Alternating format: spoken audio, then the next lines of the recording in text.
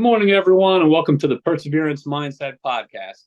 If you haven't tuned into our show before, we dive into the art of building meaningful relationships in life and in business through the lens of common sense. That's right, common sense. My background in establishing customer and stakeholder relationships led me to creating this wonderful show.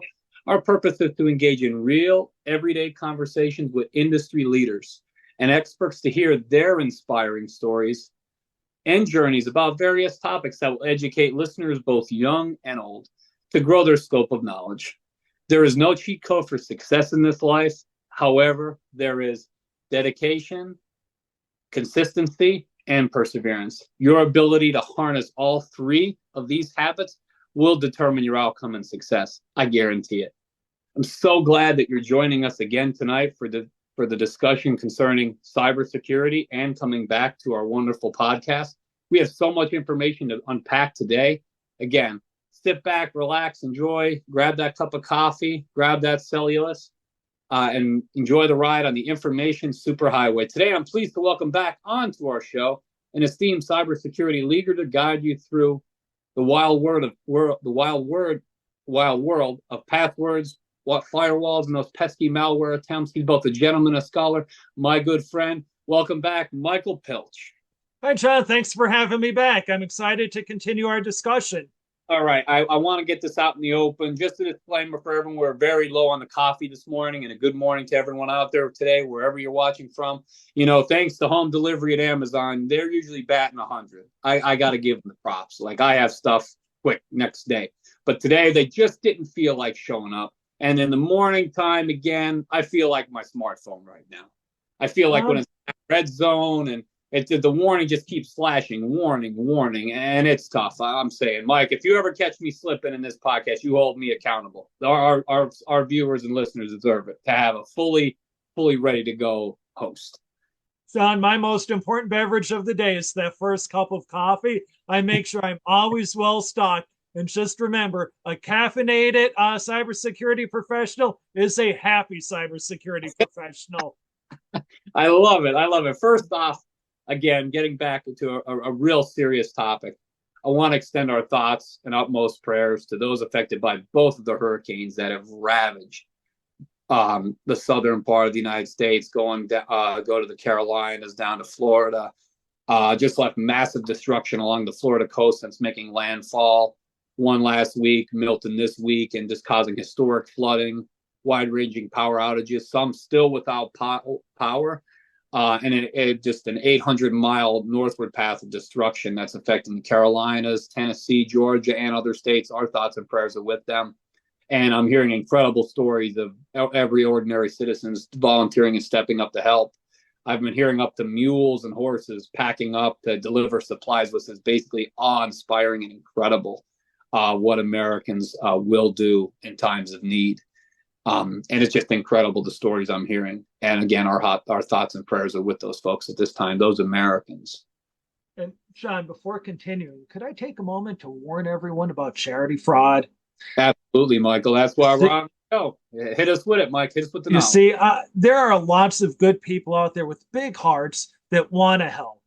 Unfortunately, there are scammers out there that know this, and they look to take advantage of it. Now, here's how a scam would work, and it's usually after a natural disaster, such as the hurricanes we've experienced down in Florida, southern coast, and southern part of the United States. Mm-hmm. Someone will contact you asking you for a donation to their charity, and it may sound like a charity you've heard of before. It seems real, and you want to help.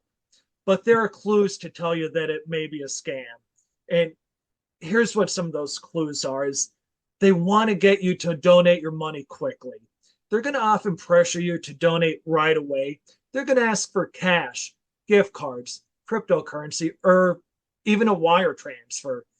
They won't answer specific questions on how the money will be used. And they may even lie and say that you've already made a pledge to donate. Now, you want to help, you're contacted by someone.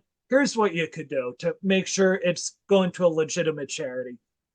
Google the name of the charity.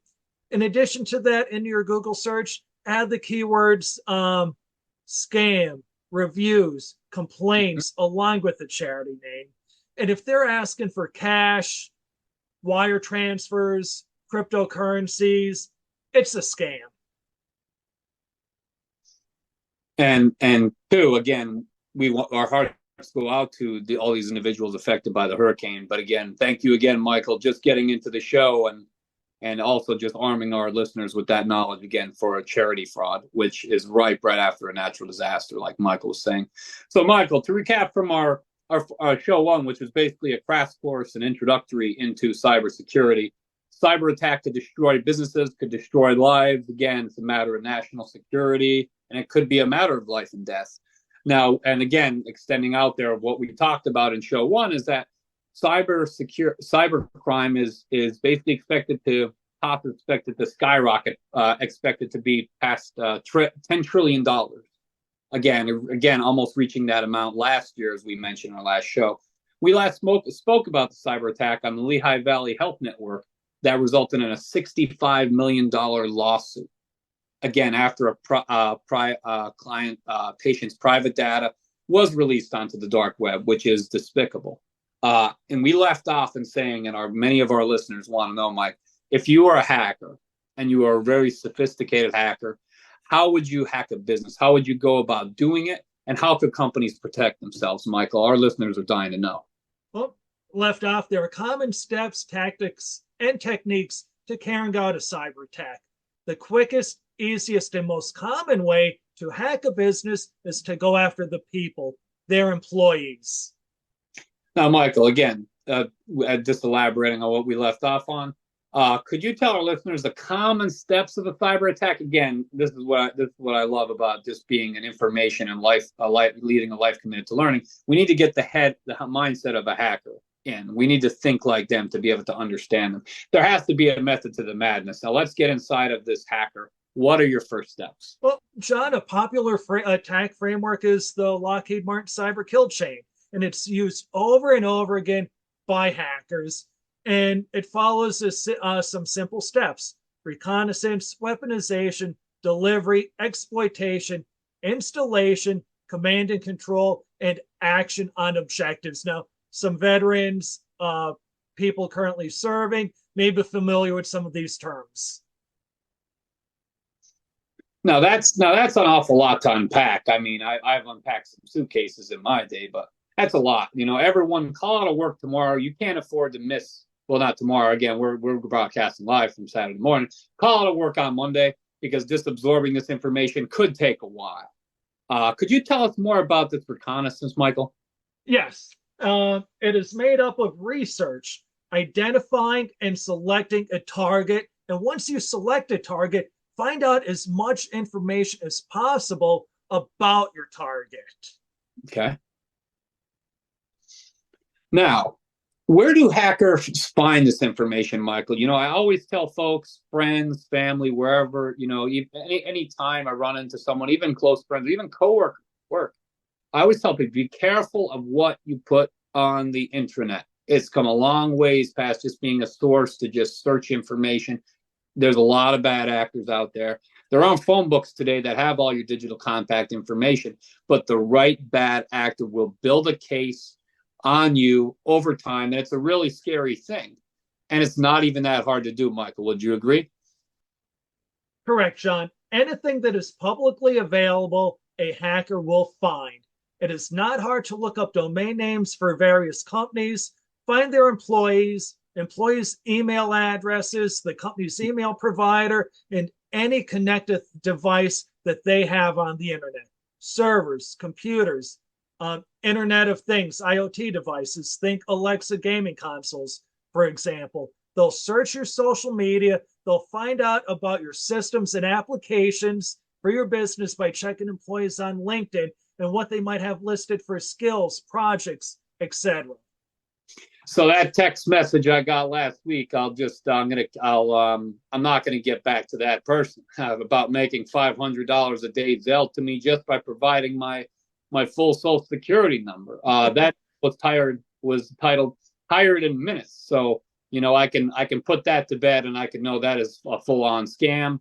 And of course, for everybody listening, I knew that was a scam, but It's just incredible the lengths of detail they'll go to and just try to get over on people. These people aren't just bad actors. These people are true con men, barbarians, even digital barbarians. I'll go to say as far as that often destroy people's personal and sometimes professional lives. And that was a good catch, John. And also, I'd like to add that they'll even look at job postings to see the job descriptions for various business so they can learn more about your systems that you have, applications. Then, with that information, they're going to look for known vulnerabilities. Then Mm-hmm. they'll be scanning your public assets such as any websites you might have, FTP servers. If your company allows remote access VPN, where uh, employees working remotely could connect to your corporate network, they're going to find that, find the open ports, and they're going to look for vulnerabilities to plan their attack. Now, what is this? What is this weaponization? I know it was one of the categories you mentioned. We aren't talking about a bunch of script kiddies taken to the streets with the keyboards and the RCA cables crawling on the ground and just demanding more RAM now, for their desktops. What is this weaponization? That is when they make a malicious website, malicious file, malware. And let me define malware as any kind of malicious software, such as spyware, that spies on you, what you're doing on your computer or device, viruses, adware, and even ransomware. And then that weapon is delivered into a delivery payload. And delivery is the transmission of the weapon to the target. Now, what happens after this for weaponization? What happens after the delivery? So they get in, they're getting the information, they're building their case. What happens after delivery? Exploitation. That's when the weapon is delivered, the code is triggered, exploiting a vulnerable application or system. And a vulnerability could be a missing security patch, a misconfiguration, using default accounts with default passwords, weak ciphers, anything. Some popular vulnerabilities were Apache 4J, MoveIt, that were in the news in recent years. Then the exploit installs malicious software on the target system. The attacker could put monitoring software on your system, scanning software to scan the rest of your network, additional tools, and they'll look to do lateral movement and privilege escalation on your network.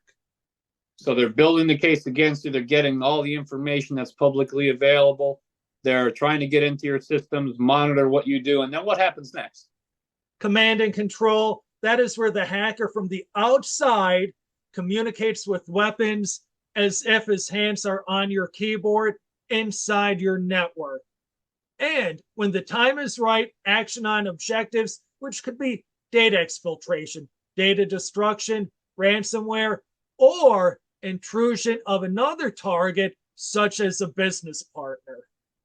Now, do you have an example of a hack of where a hacker used information they found on an individual to carry out a successful cyber attack? These things are happening every day, and you were sharing with me before the show some shocking stories of just real life scenarios, and our listeners want to equip themselves to be the best aware and fully just aware of everything that's happening in the current world. And like our listeners would appreciate those real world examples to help protect them from some of these scenarios so that they can avoid these costly mistakes and these things that can ruin their lives. Do you have any examples of that, Mike? Yes. A few years ago, I was at a cybersecurity conference that a former hacker was speaking at.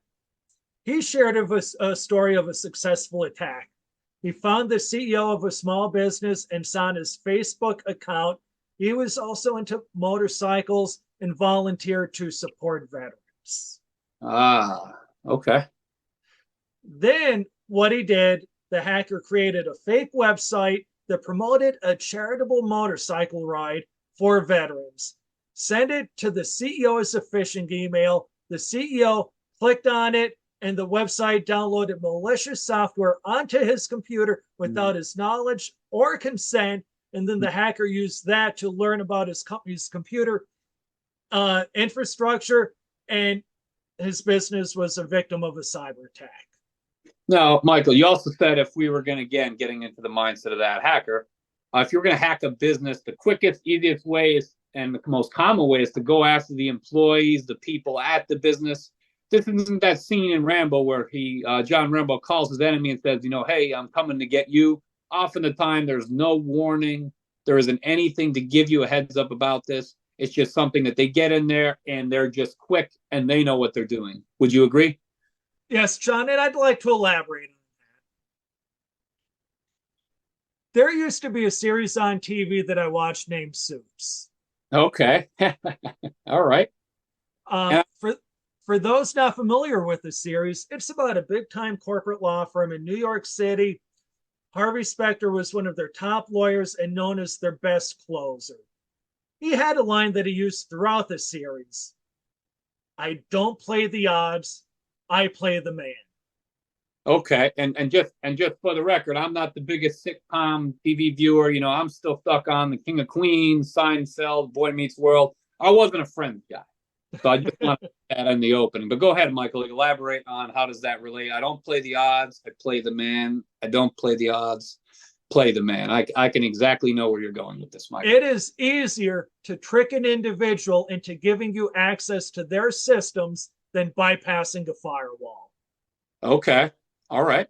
It is easier to trick an individual into giving you their password than cracking it. Now, after you say the statement, I don't play the odds, I play the man. The hackers are always trying to get you to give them the access to do all their malicious intent and their bad acting and conning people. Now, I'm fascinated to know they would 100% rather get that user to give the information than doing the actual work. The listeners, really want to know, like, is that really what these hackers have in mind? Yes, and the most common way is social engineering. And the most common and successful social engineering attack is a phishing email. Any report that you read from the last couple of years, between 85 to 90% of all cyber attacks begin with a phishing email. Okay, and for all of our listeners out there, when we talk about a phishing email, it's not something I do around this time at Pennypack Creek with my nice fishing rod on an early morning. Could you define what a phishing email is, Mike? It is a fraudulent email that appears to be from a legitimate source: a bank, your internet service provider, a mortgage company, co-worker, business partner, customer, vendor, anyone, and that it asks the recipient to provide maybe personal information or do something not in their best interest. The typical goal of a phishing email is to get a user to click on a file attachment or web link that will install malicious software on the user's device without their consent or knowledge, with the intent to get usernames and passwords or scam them out of money. Now, wow. So let me just digest what you said. So they put a link in an email, a text, any way that they try to contact you. From just clicking on that link is wired and programmed to get control of the device, to overtake it, and to do, God knows what. Is that correct? Yes. And Okay. there are some common types of phishing emails. Okay. Brand imitation is popular. All To right. get passwords, they'll send something imitating Gmail, Microsoft, Amazon, PayPal, banks, Facebook, whatever. Common themes are: your password is expiring, unusual activity on your account, storage is full, unusual charges, someone shared a document with you.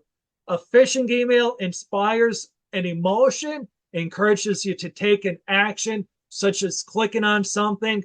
Another popular one recently over the last year has been tickets to a Taylor Swift concert. Oh boy. Oh boy. This is drastic now. Now we're going to culture wars here. There's going to be many Swifties out there that they think they're getting that discount of 60% off Taylor Swift in London or in Los Angeles or New York, and then they click on that link. They either don't know their going intention is to get a discount, and next thing you know, they're locked out of their device.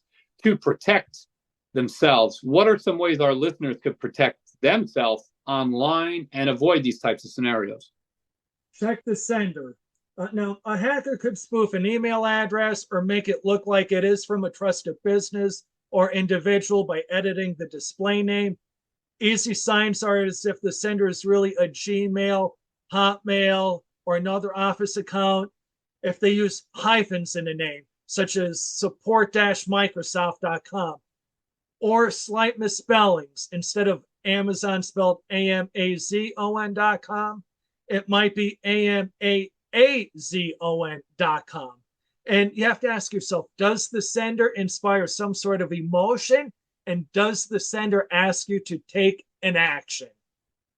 Yeah, I've definitely come across my share of those types of scenarios again, and me and this hacker, whoever this individual or this bad actor company out there, we're definitely me and that person are on the same page, because we're definitely not going to win a spelling bee anytime soon. But that is a leading action you can basically look for and be on the look for, to call the bad actors' actions out, to know like the misspellings, checking the sender. It's always some kind of emotion, and it's always immediate. They need an action, they need it now, and there's a time frame. And sometimes, Michael, also they say there's going to be a reaction if we don't take the action to even inspire that emotion. Correct. They're creating a sense of urgency. Correct. Another way you may be able to tell us if it uses a generic reading instead of referring to you by name. They might say customer or another generic reading. And the email may be sent during non-standard business hours. It may have poor grammar, misspellings, as you mentioned. That's another way to tell, but I have to warn the listeners, with AI, poor grammar and misspellings is going to be eliminated, and phishing emails will become much harder to detect. And we just need to assume that right off the bat, that just with, this amazing technology that we have, again, even conducting this interview, this podcast, is that technology has come so far, and there's so many good advances. And, to be clear, AI is something that, is beneficial to someone in their workday, can help eliminate menial tasks, running very manual processes. But these types of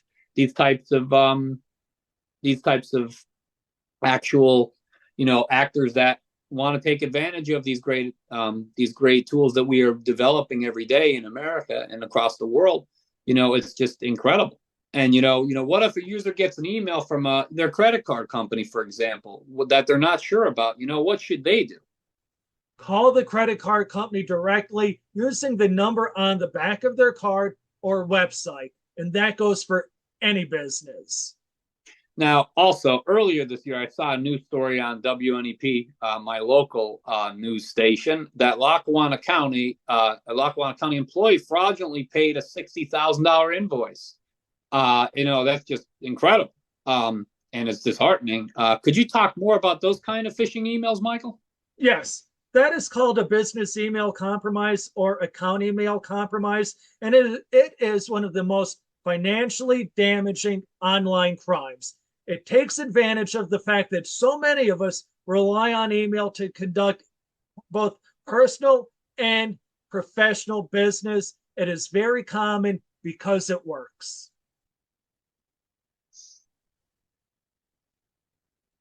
Now, how does it work, Michael? Now, like, we get in, again, putting the mindset of the hacker on, they're going through all these things, and, how does it exactly work? So they get into the company's, server, they have email, they have the conversations, how does it exactly work? An email account from a business gets compromised. The hacker reads all of the emails.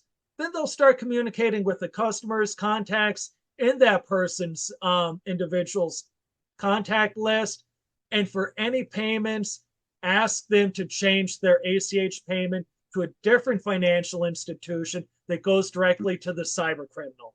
Got you. Totally understand. Like, just wow. And John, it is very effective. It works, and it is evolving. An email may look like it came from your CEO asking you to pay an invoice immediately. An overdue invoice may show up looking like it came from a business partner. As always, make sure you check the sender and follow up directly with the business using a trusted number from their website. Correct. Always using the information that's provided from the business or the institution you're dealing with directly. You have to have a point of contact at these institutions in the first place. They alone can verify if that email was in fact sent or that phone call was made. And if something is effective, this kind of phishing email, how is it evolving? Again, we talked about AI, we talked about how it's advancing. How is it evolving? I always It's say evolving, John, with AI and deep fake technology. For our listeners out there, what is the official term of it? A deep fake is an image, recording, or video that is going to be altered and manipulated to imitate real people. Michael, isn't it something that 5, 10, or 15 years ago, the idea of video altering a real life person just based on a picture or a small clip, wouldn't even be taken seriously. Like you'd be maybe laughed out of the room. For thinking we'd see about this in space films and movies like maybe Terminator. And, we're always rapidly evolving in tech and advancing towards the future. Isn't it simply incredible? John, I'd like to tell you a story at how effective deep fakes could be in cybercrime. Great. Let's hear it. Earlier this year, a finance employee from a British engineering company was scammed out of $25 million in American money. Here's what happened. They received a typical fraudulent invoice email. The employee questioned it, ended up doing a Zoom meeting with their CEO and other finance employees. The CEO said to go ahead, pay the invoice. The employee did, and it turned out that the CEO and other finance employees were AI deep fakes. That's just incredible. Could we just imagine, thank you for this example. It shows that criminals are using the latest and greatest technology in their scams. And I remember reading about, fake kidnappings and phone calls and, that grandma or grandpa getting that phone call from a number they don't know. They're answering a cell phone. Again, they're not in tune with these things happening. Some folks, they very are in tune that this is happening, but for the elderly, it's a complete scam and it's a completely despicable act to do. And this is all these phone calls and these reach outs are also being used by deep fakes as well. John, yes, and it is very effective. A cyber criminal only needs a short video or video recording of a person to create a deep fakes. Now, where do they get them? Videos such as TikToks, pictures on social media, images online. Imagine how effective it would be if a parent or grandparent gets a call, and don't forget, cyber criminals could spoof phone numbers, gets a call from a recognized number from a voice sounding just like their child or grandchild, saying they're in trouble and need money. Now, so they're getting this call, not being aware of what's going on. The person could be elderly. They're caught off guard. How could a person protect themselves from these types of scenarios? John, the best way is to have a code word to ensure it is legitimate, that only the parties involved are familiar with. Now, certainly phishing is not the only way hackers are using social engineering to track individuals and trying to scam them. Are there other ways as well? They also use text and phone calls, as you've mentioned. Okay, and what are some other ways the hacker could deliver a payload to an individual or business like this? I'm ecstatic to learn. Just deliver a payload. A USB drop attack. Okay, USB drop attack. Is that where a hacker, they just leave a USB lying around?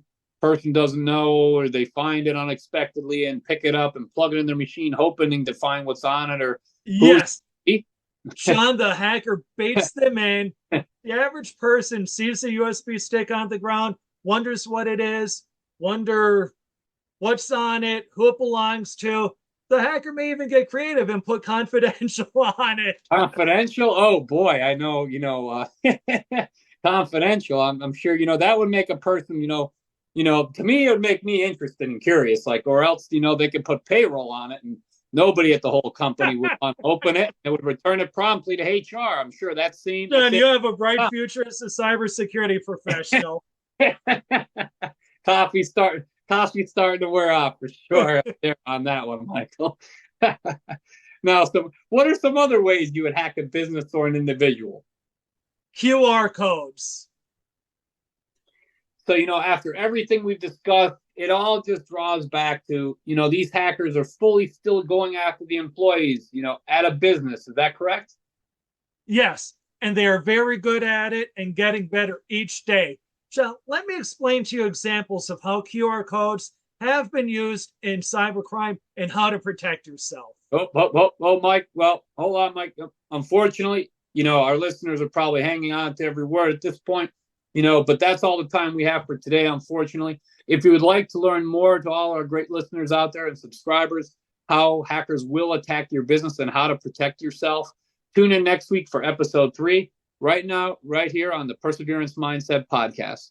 Again, follow the Perseverance Mindset Podcast on X, Facebook, TikTok, Instagram. Michael, again, thank you for all this outstanding knowledge you provided me. Thank you for having me on. Thanks for watching, and good night.